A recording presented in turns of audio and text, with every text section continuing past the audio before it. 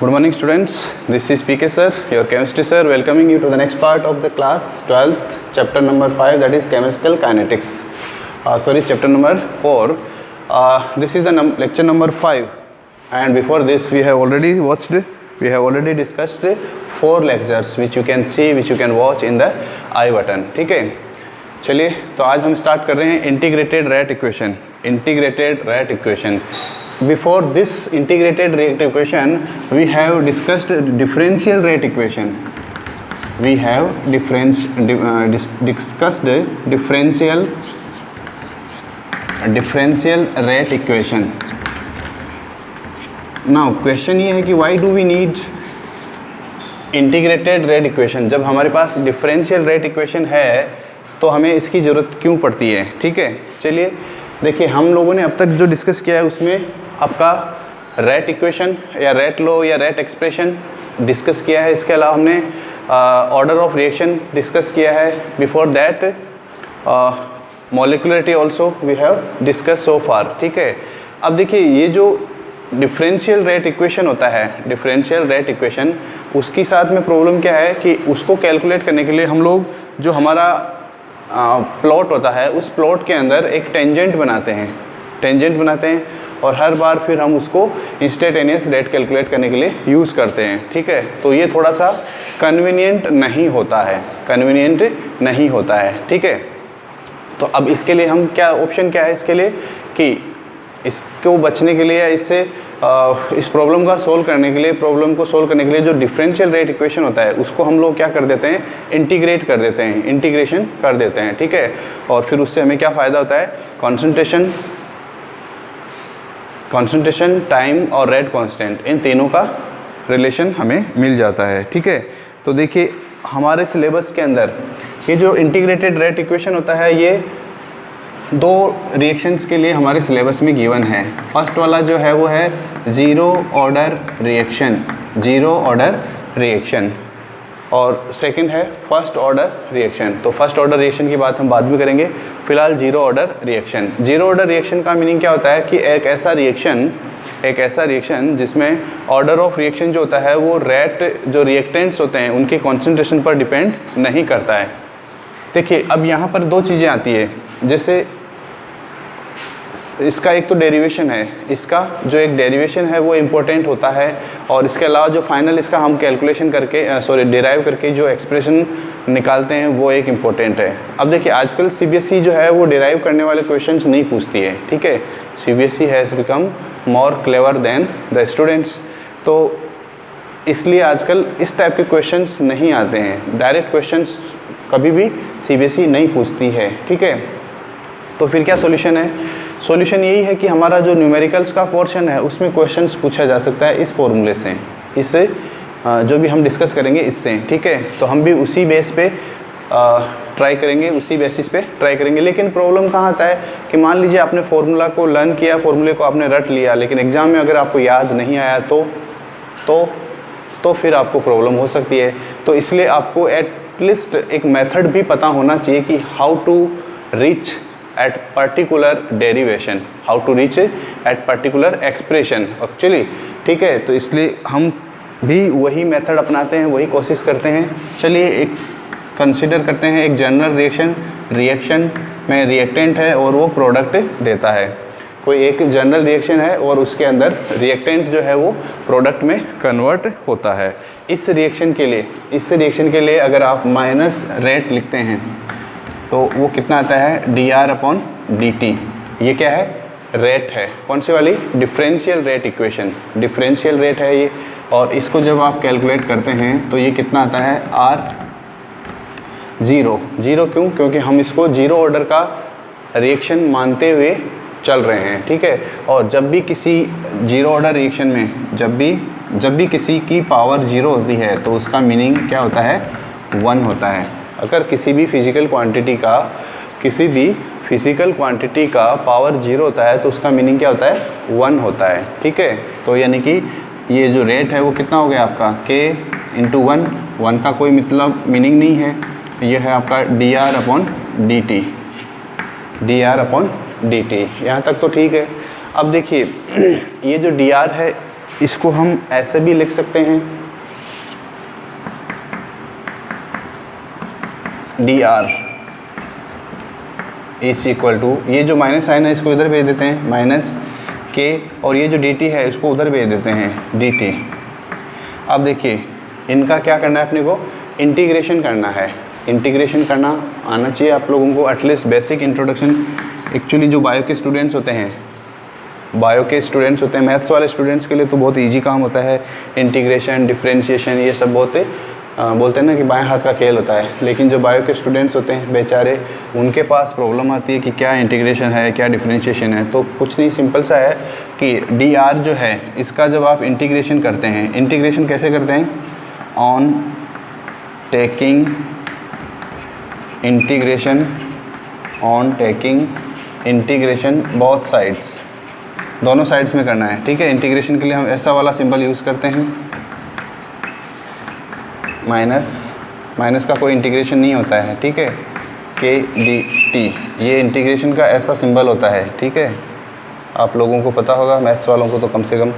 जब इसको आप इंटीग्रेट करते हैं तो क्या होता है, आर का इंटीग्रेशन क्या होता है, आर ही होगा। dr का इंटीग्रेशन क्या होगा, आर होगा। ठीक है, ओके। k है एक कांस्टेंट, रेट कांस्टेंट जिसको हम बोलते हैं, माइनस वैसा का वैसा रहेगा। k एक कांस्टेंट है, तो कांस्टेंट का इंटीग्रेशन जिसके रेस्पेक्ट में कर रहे हैं वो क्वांटिटी उसके साथ मल्टीप्लाई हो जाती है। ठीक है, प्लस आई क्या है, इंटीग्रेशन कांस्टेंट। कुछ जगहों पे इसको i से डिनोट करते हैं, कुछ जगहों पे इसको c से डिनोट करते हैं, इंटीग्रेशन कांस्टेंट। ठीक है, जब किसी कांस्टेंट क्वांटिटी का जब आप इंटीग्रेशन करते हैं तो उसके साथ इंटीग्रेशन कांस्टेंट भी आता है। ठीक है, नेक्स्ट देखिए इसके बाद में क्या होता है, ये हमें एक इक्वेशन मिला है। ठीक है, इसमें अगर हम t की वैल्यू 0 पुट कर देते हैं, जब t की वैल्यू 0 होती है तो रिएक्शन के अंदर जो रिएक्टेंट होता है उसकी कॉन्सेंट्रेशन कितनी होती है, t की वैल्यू 0 पुट करने पर रिएक्टेंट्स की कॉन्सेंट्रेशन को हम कैसे बोलेंगे, r is equal to R naught को, ये नोट बाहर भी लिख सकते हो, अंदर भी लिख सकते हो, आपकी इच्छा है, कोई दिक्कत नहीं होगी। ठीक है, अब देखिए ये वाला जो वैल्यूज़ है उसको इसमें पुट करते हैं, t इज इक्वल टू 0 पे, तो r जो है वो क्या बन जाएगा, आर नॉट बन जाएगा, that is equal to minus K into T का वैल्यू कितना है 0 प्लस आई, यानी कि I is equal to R naught या R naught is equal to I, ये आ गया आपका, क्योंकि ये क्वांटिटी तो 0 हो गई। ठीक है, अब ये जो इक्वेशन है, कोई मान लीजिए ना इक्वेशन नंबर 2, और ये जो आपका इक्वेशन है ये है इक्वेशन नंबर 1। इक्वेशन नंबर 1 और इक्वेशन नंबर 2 की हेल्प से आप एक पर्टिकुलर रिलेशन अचीव करते हैं, और इस रिलेशन के अंदर हम क्या करते हैं, वैल्यू पुट कर देते हैं from equation 1 and 2, from equation 1 and 2 क्या मिलेगा आपको, ये जो r वाला फॉर्मूला है ये आप लोगों को मॉडिफाइड फॉर्म में मिल जाएगा, r is equal to minus K T, और i की जगह हम पुट कर देंगे ये वाली वैल्यू प्लस आर नॉट। यहाँ तक सबको समझ में आना चाहिए क्योंकि बहुत इजी कैलकुलेशन है अभी तक का। ठीक है, चलिए ये हो गया। अब इसके बाद में देखिए नेक्स्ट क्या होता है, कंपेयरिंग दिस इक्वेशन, ये जो इक्वेशन आपको गिवन है इस इक्वेशन को हम कंपैरिजन करते हैं किसके साथ, जो हमारा स्टैंडर्ड स्ट्रेट लाइन का इक्वेशन होता है, उसके साथ कंपेयर करते हैं। So that is y is equal to mx plus c, ये है हमारा स्ट्रेट लाइन का इक्वेशन, जहाँ पर y क्या है, quantity on y axis, x क्या है, quantity on x axis, m क्या है यहाँ पर स्लोप, और यहाँ पर स्लोप की वैल्यू है नेगेटिव में है, माइनस के इक्वल है। r जो है वो y एक्सिस पे लेंगे हम, r क्या है y एक्सिस पे लेंगे, कॉन्सेंट्रेशन ऑफ रिएक्टेंट, और c क्या है इंटरसेप्शन जो है वो क्या है, एक फिक्स्ड वैल्यू होती है जहाँ से ये स्टार्ट होगा। ठीक है, चलिए अब हमें क्या करना है, y और x के बीच में ग्राफ प्लॉट करना है, y और x के बीच में ग्राफ प्लॉट करना है। ठीक है, तो x एक्सिस पे तो हम क्या लेंगे, टाइम ले लेंगे, एक्स एक्सिस पे जो हम क्वांटिटी लेंगे वो टाइम ले लेंगे, और जो हमारा वाई एक्सिस है उसके ऊपर हम कॉन्सेंट्रेशन ले लेंगे। कॉन्सेंट्रेशन किसकी? रिएक्टेंट्स की। प्रोडक्ट्स की तो हम बात ही नहीं करते। जब भी हम रेट इक्वेशन या रेट एक्सप्रेशन या रेट लॉ लिखते हैं तो उस कंडीशन में कभी भी हम प्रोडक्ट के कॉन्सेंट्रेशन की बात नहीं करेंगे, ठीक है। चलिए अब देखिए, इक्वेशन हमें प्लॉट करना है, ग्राफ हमें प्लॉट करना है, लेकिन कहाँ से स्टार्ट करें ये समझ में नहीं आ रहा है। कहाँ से स्टार्ट करें ये समझ में नहीं आ रहा है। देखिए ये जो पॉइंट है इसके ऊपर वैल्यू 0 होती है। किसकी वैल्यू 0 होती है? यहाँ पर टाइम भी 0 होता है, यहाँ पर कॉन्सेंट्रेशन भी 0 होता है। अब अगर आपको किसी को समझ में नहीं आ रहा है कि कैसे स्टार्ट करें इस ग्राफ को, कैसे क्या करें, तो t = 0 पे वैल्यू पुट करके देखिए। r की वैल्यू कितनी आती है? r0 आती है। अगर ये 0 कर देते हैं तो r0 आती है। इसका मतलब r0 तो किसी पर्टिकुलर वैल्यू पे आएगी। जैसे मान लीजिए ये है r0, इसको हमने नाम दे दिया r0, ये जो वैल्यू है, यानी ये हमारा स्टार्टिंग पॉइंट हो गया 0 पॉइंट पे। मीन्स 0 टाइम पे जो कॉन्सेंट्रेशन है रिएक्टेंट्स की वो एक कुछ पर्टिकुलर अमाउंट होगी। भाई कोई भी रिएक्शन स्टार्ट होता है, उस रिएक्शन को आप with the help of some certain quantity of reactant start करते हैं, ठीक है। तो ये हमने इतनी क्वांटिटी के साथ में t = 0 पर रिएक्शन को स्टार्ट किया, ठीक है। अब ये रिएक्शन, ये जो ग्राफ है, ये जो प्लॉट है, ये 0 से स्टार्ट नहीं होगा, ये स्टार्ट होगा यहाँ से। स्ट्रेट लाइन का इक्वेशन है। अब स्ट्रेट लाइन का इक्वेशन है तो उसके 2 ऑप्शन बनते हैं, या तो ये ऊपर की तरफ जाए या ये नीचे की तरफ आए। नीचे की तरफ आने का मतलब क्या है कि इसका जो स्लोप होगा वो नेगेटिव होगा। नीचे की आने तरफ का मतलब क्या हो जाएगा? इसका स्लोप नेगेटिव होगा, ठीक है। तो यहाँ पर हम लिख देंगे कि slope is equal to -k, slope is equal to -k। ये सब वाला इक्वेशन आपको, ऐसा वाला प्लॉट आपको मिलता है, ठीक है। और अब एग्ज़ाम में इससे रिलेटेड क्वेश्चंस कैसे पूछा जाता है, एग्ज़ाम में इससे रिलेटेड क्वेश्चंस कैसे पूछा जाता है वो आपको पता होना चाहिए, ठीक है। तो सिंपल सा है, ये वाला जो फॉर्मूला है इसको ही थोड़ा सा इंटरचेंज कर देते हैं। इसी को क्या कर देते हैं? थोड़ा सा इंटरचेंज कर देते हैं। देखिए कैसे। चलिए इसको हम इक्वेशन नंबर 3 दे देते हैं, इक्वेशन नंबर 3। तो इसको इंटरचेंज करने के बाद में आपको क्या करना है? एक डिफरेंट फॉर्म में इसको लाना है, और वो जो डिफरेंट फॉर्म है इसको, इस पूरी क्वांटिटी को KT को आप इधर ले आएंगे तो पॉजिटिव बन जाएगा, ये R इधर जाएगा तो माइनस हो जाएगा। तो ये हो जाएगा आपका R0 - R डिवाइडेड बाई, और ये K है, इसके साथ में T था, इस T को हमने यहाँ से निकाल लिया और इसको नीचे भेज दिया। ये बन गया आपका एक्सप्रेशन। क्या बन गया? K = R0 - R divided by time. यानी कि ये जो एक्सप्रेशन है इसके ऊपर आपसे क्वेश्चन पूछा जा सकता है, तो इसलिए इस फॉर्मूले को आप बना दीजिए 3 स्टार, यानी कि एग्ज़ाम में इससे रिलेटेड क्वेश्चंस पूछा जा सकता है, ठीक है। अच्छे से इसको तैयार कर लीजिएगा। यहाँ तक तो आता है एक पार्ट, ये तो हो गया फर्स्ट पार्ट। तो अब तक इस पार्ट में हमने क्या देखा? इस पार्ट में हमने क्या देखा?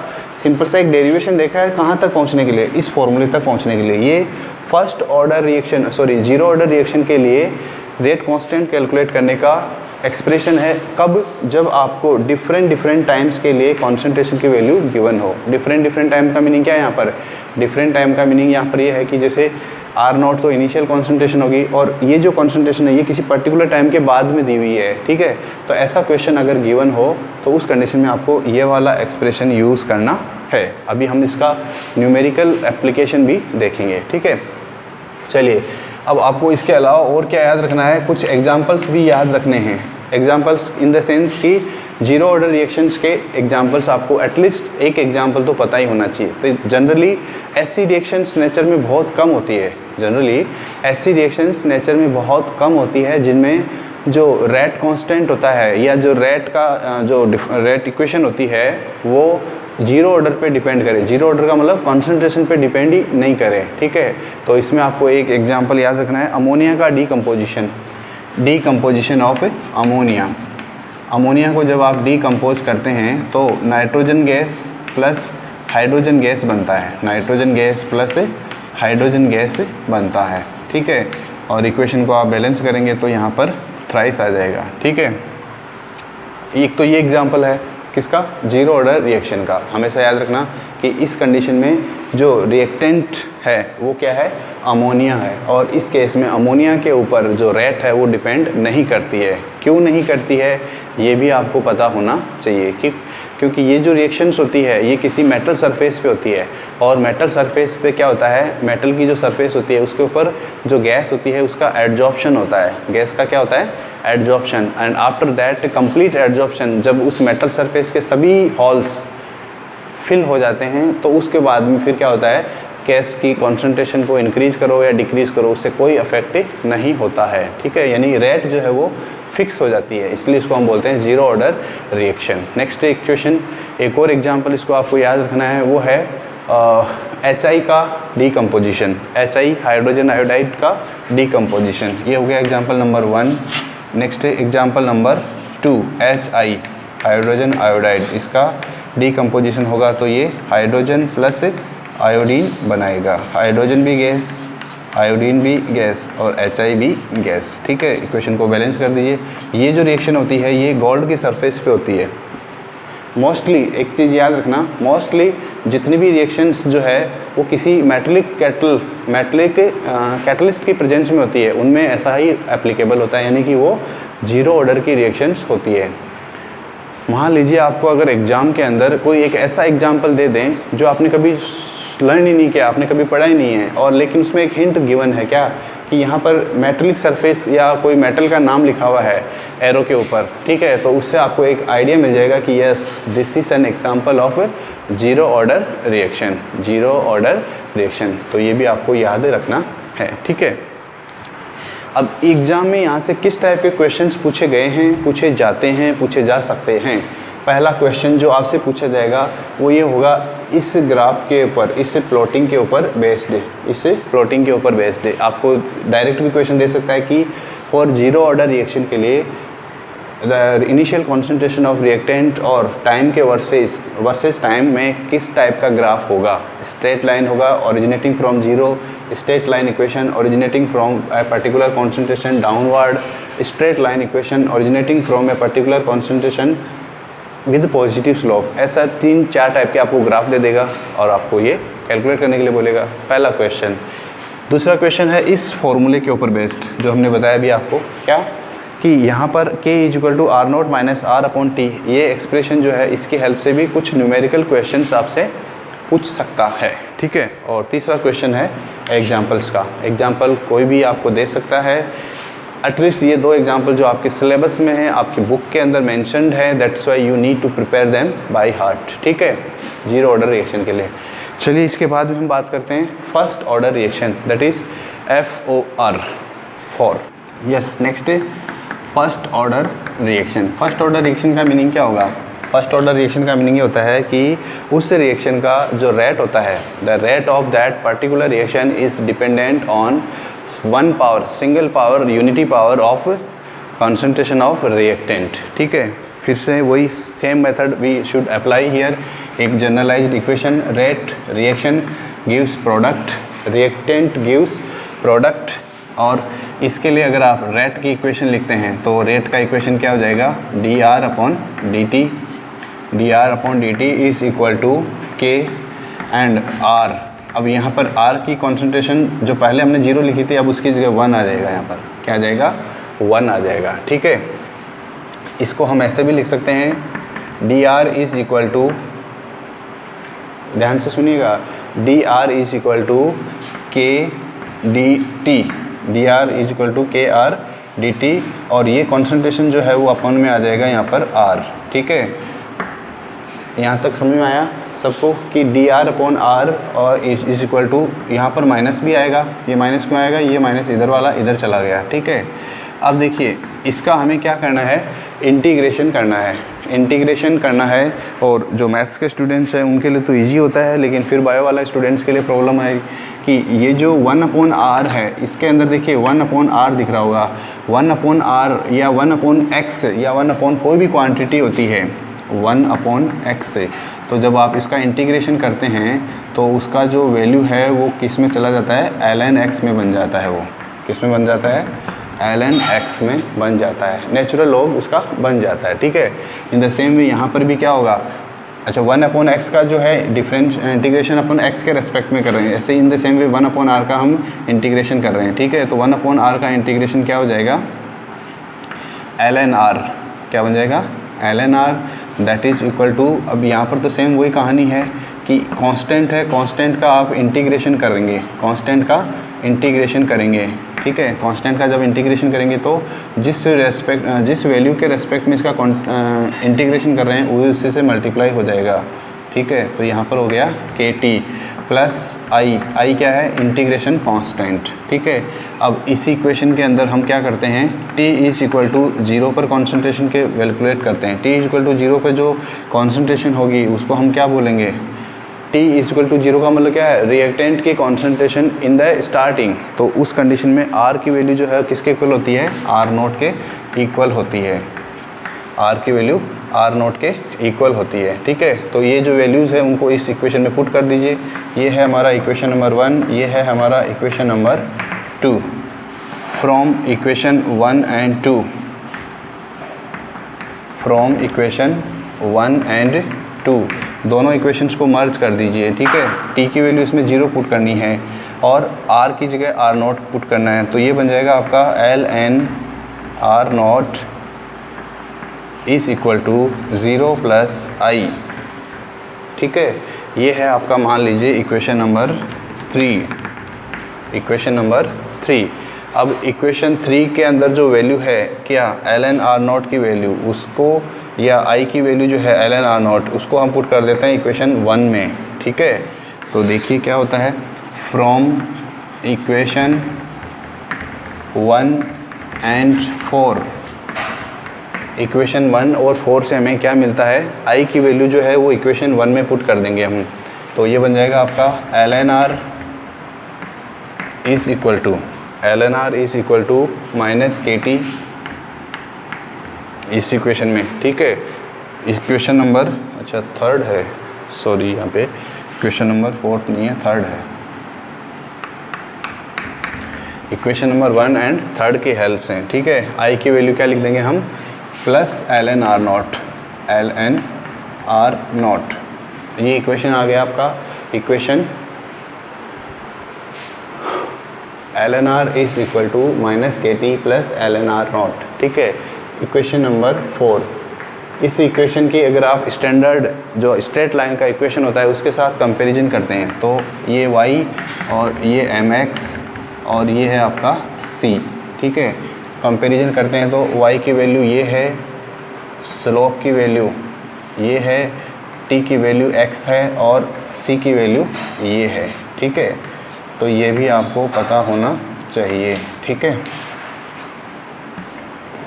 फिर से वही कहानी, यहाँ पर हमें ग्राफ प्लॉट करना होगा, ग्राफ प्लॉट करना होगा।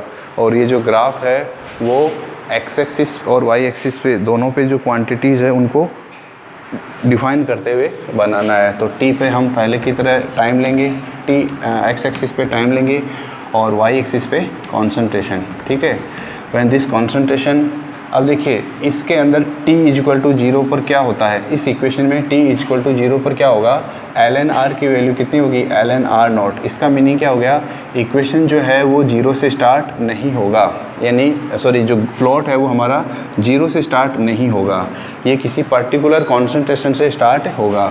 और वो जो कॉन्सेंट्रेशन है उसको हमने नाम दे दिया ln r0। ये है आपका इनिशियल कॉन्सेंट्रेशन, इससे स्टार्ट होगा, ठीक है। अब किधर की तरफ जाना है, ये जो जगह है इस पॉइंट से स्टार्ट होगा, इससे इधर नीचे की तरफ जाना है या इसके ऊपर की तरफ जाना है। तो ये डिसाइड करेगा कि आपका जो इक्वेशन है उसके अंदर स्लोप कैसा है। अगर स्लोप नेगेटिव है और स्ट्रेट लाइन का बनाना है तो ग्राफ जो है प्लॉट है वो हमेशा नीचे की तरफ आएगा। अगर स्लोप इसका पॉजिटिव होता है तो ऊपर की तरफ जाता, ये याद रखना है, ठीक है। एग्ज़ाम में इसमें कई बार क्वेश्चन पूछा जाता है, ठीक है, इसी इक्वेशन से, ठीक है। तो चलिए नेक्स्ट है, ये इक्वेशन किसके बीच में था, ln r versus time, ln r versus time का ये ग्राफ है, ठीक है। स्लोप कितना होगा इसके अकॉर्डिंग, इसके अकॉर्डिंग स्लोप की वैल्यू जो है वो होगी कितनी, -k। Okay, so after this one that this plot that is between LNR versus time, ठीक है। इसका जो स्लोप होता है वो होता है नेगेटिव के, नेगेटिव रेट कांस्टेंट के इक्वल होता है, ठीक है। अब देखिए एग्जाम के अंदर इसी एक्सप्रेशन को थोड़ा सा और मॉडिफाई करके फिर एक और क्वेश्चन पूछा गया है, ठीक है। और वो किस टाइप से क्वेश्चन पूछा गया है ये भी आपको पता होना चाहिए। तो देखिए इसी इक्वेशन को हम रीअरेंज करते हैं, ठीक है। इस इक्वेशन को रीअरेंज करते हैं तो देखिए यहाँ पर क्या बनता है, KT इज इक्वल टू यहाँ पे जो KT है इसको हमने क्या किया, इस क्वांटिटी को यहाँ पर नेगेटिव लेफ्ट साइड में ले आए तो ये पॉजिटिव वैल्यू बन गया। और इधर से जो LNR नॉट है उसमें से LNR को माइनस कर दिया, ठीक है। यानी ये जो क्वांटिटी है इसको हम राइट साइड में ले गए तो LNR नॉट माइनस ये LNR हो गया, ठीक है। और यहाँ से देखिए अब ये जो वैल्यू है इसको हम क्या बोल सकते हैं, अगर आप लोगों को पता हो तो इसको हम R0 अपॉन R भी बोलते हैं, ठीक है। ये लॉग का एक रूल है सिंपल सा, KT, ठीक है। अगर आपको T कैलकुलेट करना है, K कैलकुलेट करना है तो K कैलकुलेट करने के लिए आप क्या कर सकते हैं, 1 अपॉन T कर सकते हैं, क्योंकि ये T मल्टीप्लाई है तो इधर जाएगा तो 1 अपॉन T में हो जाएगा और आगे ये जो है ऐसा का ऐसा ही रहेगा, R0 अपॉन R, ठीक है। अब देखिए इस इक्वेशन के ऊपर इस एक्सप्रेशन के ऊपर भी आपसे एग्जाम में क्वेश्चन पूछा जा सकता है, एग्जाम में इस के ऊपर भी क्वेश्चन पूछा जा सकता है, ठीक है। और अब आपसे यहाँ पर देखिए अगर इसको लॉग में फॉर्म कन्वर्ट करें, ये तो अभी नेचुरल लॉग है, इसको लॉग के अंदर कन्वर्ट करेंगे तो K की वैल्यू कितनी हो जाएगी, ln को log बेस 10 कन्वर्ट करने के लिए सिंपल सा है 2.303 मल्टीप्लाई कर देते हैं और बाकी जो है फिर वो log बेस 10 में कन्वर्ट हो जाता है। बेस 10 भी हम लोग मेंशन नहीं करते हैं, अंडरस्टूड होता है ये, ठीक है। R0 अपॉन R और यहाँ पर डिवाइडेड बाय क्या है, टाइम। तो ये इसका एक और फॉर्म हो गया इसका, ठीक है। अब इस इक्वेशन को अगर आपको वो बोलेगा कि log R0 upon R versus इस T को इधर ले आइए, K को कर देते हैं तो T यहाँ आ जाएगा तो 2.303 अपॉन K और यहाँ पर सेम वो का वही रहेगा log R0 वर्सेस R, ठीक है। इसी इक्वेशन में आपसे वो क्या पूछेगा, इस इक्वेशन के बेस पे आपसे ग्राफ प्लॉट करने के लिए बोलेगा, ठीक है। तो जो ग्राफ बनेगा इसका वो ग्राफ कैसा बनेगा, यस, ओके। देखिए अब इसको हम क्या करने हैं, हमें इस वैल्यू को log R0 अपॉन R को एक साइड में रखना है और बाकी को इस साइड में भेज देना है, ठीक है। तो देखिए इक्वेशन कैसा बन जाता है, हमारा इक्वेशन बन जाता है log R0 upon R, log R0 upon R, ये तो है एक साइड में रह गया, बाकी को उधर भेज दीजिए तो ये हो जाएगा KT अपॉन, अब देखिए ये इसके यहाँ पर ये मल्टीप्लिकेशन में था तो ये मल्टीप्लिकेशन का 2.303 जो है वो नीचे आ जाएगा तो ये आ जाएगा यहाँ पर 2.303, ठीक है। और इसके प्लस में है यहाँ पर 0, ठीक है। हम इसको 0 बना सकते हैं, क्यों बना रहे हैं, क्योंकि हम इसको स्ट्रेट लाइन इक्वेशन के जैसा बनाना चाहते हैं, ठीक है। प्लस C, तो यहाँ पर C की वैल्यू तो कितनी हो जाएगी, 0, C की वैल्यू कितनी हो जाएगी, 0। C क्या है यहाँ पर, इंटरसेप्ट जो है उसकी वैल्यू क्या हो जाएगी, 0 हो जाएगी। और जो y है जिसको हम y एक्सिस पे लेंगे उस y की जो वैल्यू है वो कितनी हो जाएगी, ये जो वैल्यू है ये y के इक्वल हो जाएगी। और m क्या है यहाँ पर, m जो है, पहले x की बात कर लेते हैं, ये जो t है ये t क्या है यहाँ पर, x है, ठीक है। t क्या है यहाँ पर, x है। और जो बची हुई वैल्यू है t के साथ जो मल्टीप्लिकेशन में जो बची हुई वैल्यू है वो है m, ठीक है। अब क्वेश्चन कैसा पूछा जाएगा आपसे कि वो क्वेश्चन में बोलेगा कि log R0 अपॉन R का जो ग्राफ है, प्लॉट है वर्सेस टाइम, वो ड्रॉ कीजिए, ठीक है। तो इसमें देखिए कहीं पर भी माइनस साइन नहीं है, प्लस पहली बात। दूसरी बात, यहाँ पर इंटरसेप्शन भी 0 है। इंटरसेप्शन या इंटरसेप्ट 0 होने का मीनिंग ये होता है कि आपका जो ग्राफ है वर्सेस किसके है, log R0 अपॉन R, ये है वर्सेस टाइम, यहाँ पर किसके इक्वल होगा, ये टाइम के रेस्पेक्ट में, ठीक है, टाइम के विद रेस्पेक्ट में, ठीक है, यहाँ से 0 होगा ये।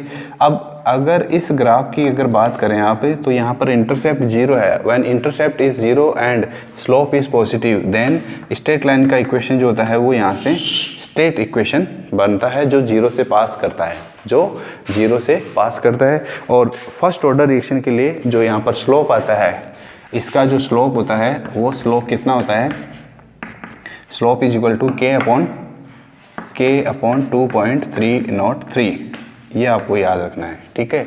तो इस बेसिस पे, इसके बेसिस पे एग्जाम में जो क्वेश्चन यही पूछा जाता है कि इस टाइप का ग्राफ बनेगा, एक इस टाइप का ग्राफ बनेगा, ठीक है।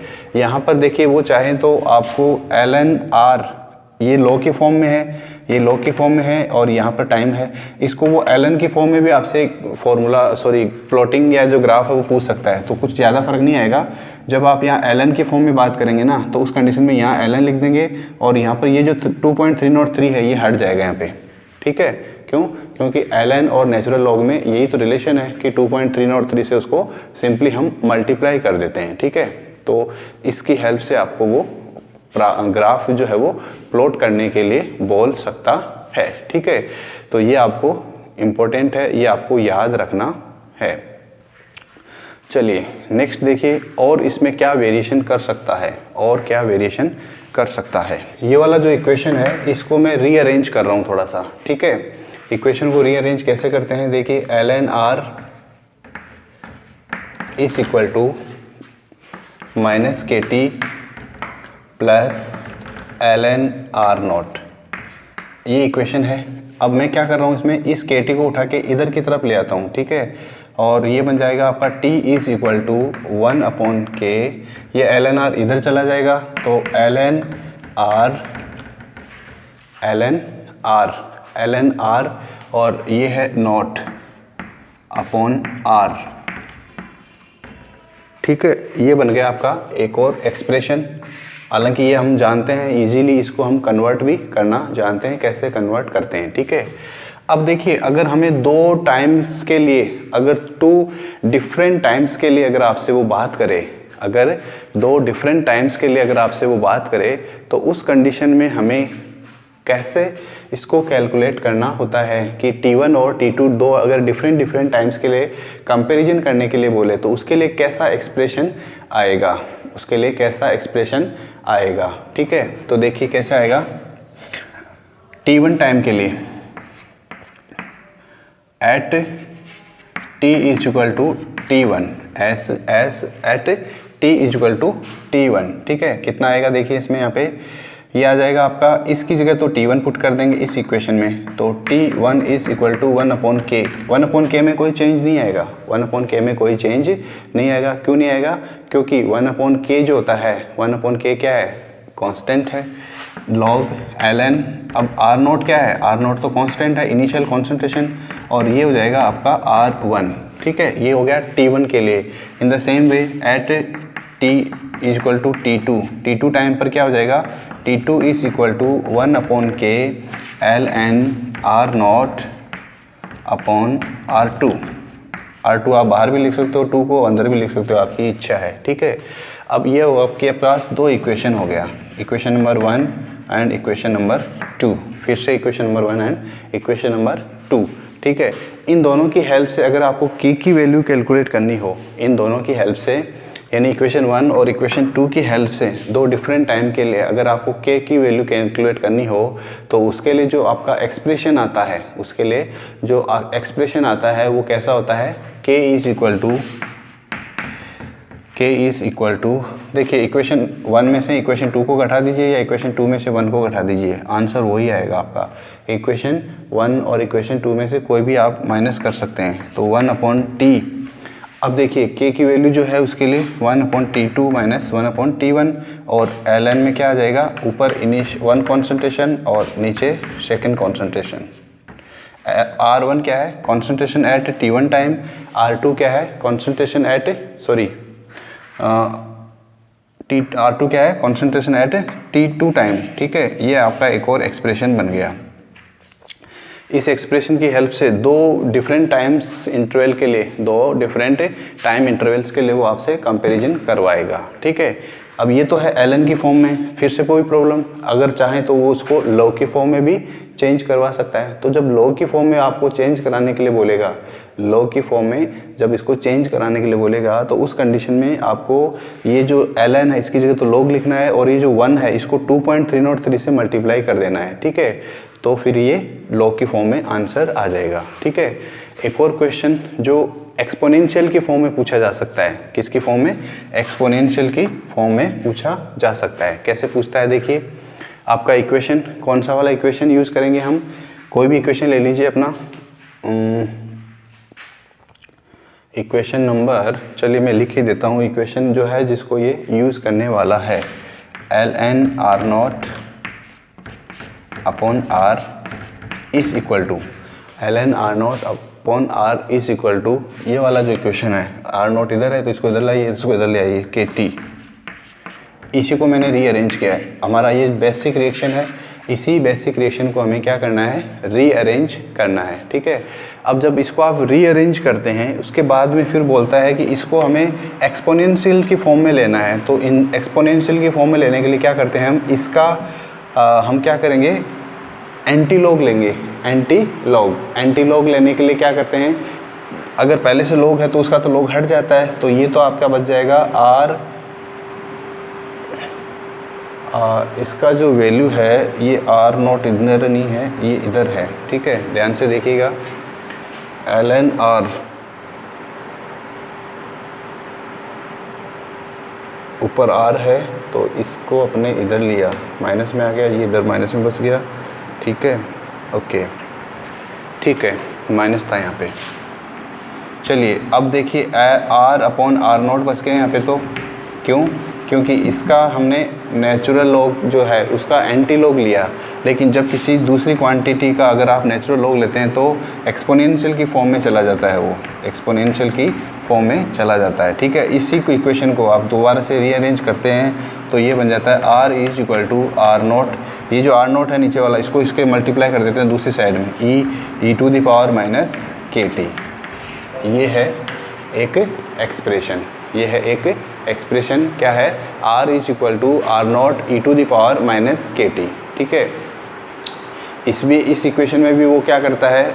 आपसे ग्राफ प्लॉट करवा सकता है, आपसे कोई वैल्यू पूछ सकता है, या आपसे सिंपल सा क्वेश्चन भी दे देगा कि फर्स्ट ऑर्डर रिएक्शन के लिए, ये किसके लिए है? फर्स्ट ऑर्डर रिएक्शन के लिए, first which of the following is true for first order reaction. आपको 3-4 इक्वेशन दे देगा और फिर उनमें से आपको बोलेगा कि कौन सा वाला सही है, which one is the correct one. ठीक है, तो इस टाइप का क्वेश्चन भी आपसे वो दे सकता है। ये था इसके कुछ एक्सप्रेशंस, कुछ इम्पोर्टेंट, और इसके बाद में देखिए वो क्या पूछता है? एग्जाम्पल्स इम्पोर्टेंट है इसके, जीरो ऑर्डर रिएक्शन के एग्जांपल्स और फर्स्ट ऑर्डर रिएक्शन के एग्जांपल्स। फर्स्ट ऑर्डर के जो एग्जांपल्स है उसके अंदर सबसे पहला आपको याद रखना है, जितने भी जो रेडियो एक्टिव रिएक्शंस होते हैं, ऑल रेडियो एक्टिव रिएक्शंस वो सभी के सभी फर्स्ट ऑर्डर को फॉलो करते हैं। ऑल रेडियो एक्टिव रिएक्शंस जो है वो फर्स्ट ऑर्डर को फॉलो करते हैं। ठीक है, ये हमेशा याद रखना है। इसके अलावा इथीन का hydrogenation, second example number 2, ethene का फॉर्मूला सबको पता होना चाहिए, C2H4, ये होता है इथीन का फॉर्मूला C2H4। इसका हाइड्रोजिनेशन, सिंपल हाइड्रोजन के साथ में रिएक्शन क्या बनेगा? ईथेन। और ये जो रिएक्शन होता है ये भी क्या है? एक फर्स्ट ऑर्डर का रिएक्शन है। ठीक है, तो ये दो एग्जांपल्स आपको याद रखना है, फर्स्ट ऑर्डर के लिए और ये वाला। ठीक है, तो ये था हमारा कुछ इम्पोर्टेंट ऑब्जर्वेशंस। और अगर आप मान लो याद रखना चाहो तो भी आपकी बुक के अंदर कुछ और एग्जांपल्स भी गिवन है, जैसे N2O5 डाई नाइट्रोजन पेंटा ऑक्साइड, उसका डीकम्पोजिशन। इसके अलावा नाइट्रस ऑक्साइड जो होता है N2O, उसका भी डीकम्पोजिशन। ये सब भी क्या हैं? उसके एग्जांपल्स हैं। किसके? फर्स्ट ऑर्डर रिएक्शन के। ठीक है, तो चलिए ये था आज की क्लास के लिए।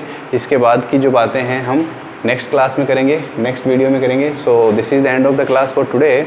अच्छा, जिनको अगर किसी को 11th क्लास का कोई प्रॉब्लम है, 11th क्लास में अगर किसी ने कुछ पर्टिकुलर चीज़ नहीं डिस्कस किया है या उसको नहीं समझ में आ रहा है, तो उसके लिए फिर वो 11th क्लास की जो वीडियोस है वो भी देख सकते हैं। और 11th क्लास की जो वीडियोस होते हैं वो जनरली आपको आई बटन को क्लिक करने से भी मिल सकते हैं। ठीक है, okay, so this is the end of the class. Till then meeting in the next class. Till then take care and bye bye.